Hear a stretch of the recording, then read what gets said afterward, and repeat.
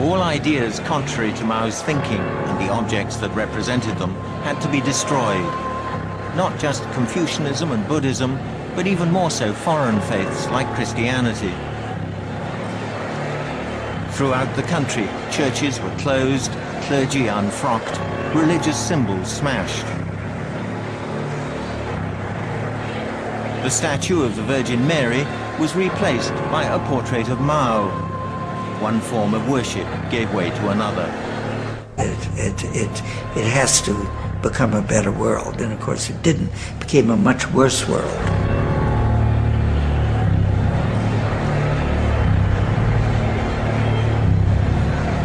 The physical destruction wrought by the Red Guards was unparalleled even in China's long history.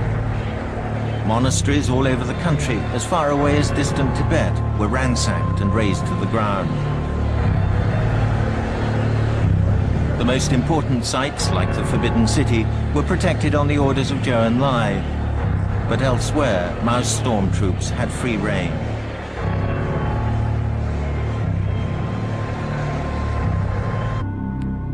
Zhou Enlai's implicit distinction between smashing bourgeois ideas and smashing bourgeois individuals was quickly forgotten.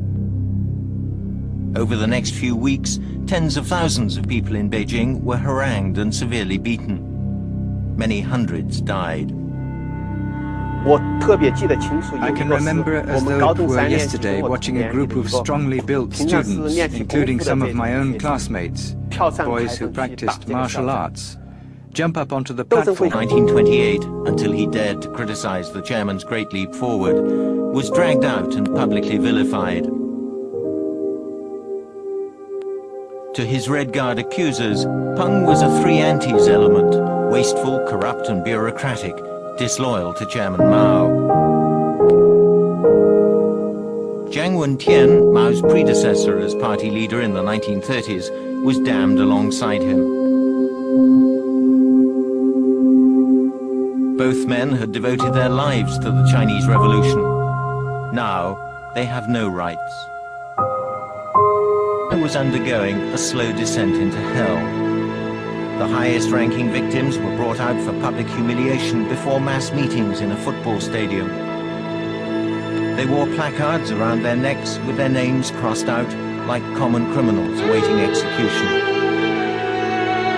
Wu Han was a playwright, one of whose works angered Mao. The chairman used it as a pretext to overthrow Wu's patron, the mayor of Beijing, Peng Jun. The purge he'd set in motion would eventually claim other victims, still higher in the chain of command.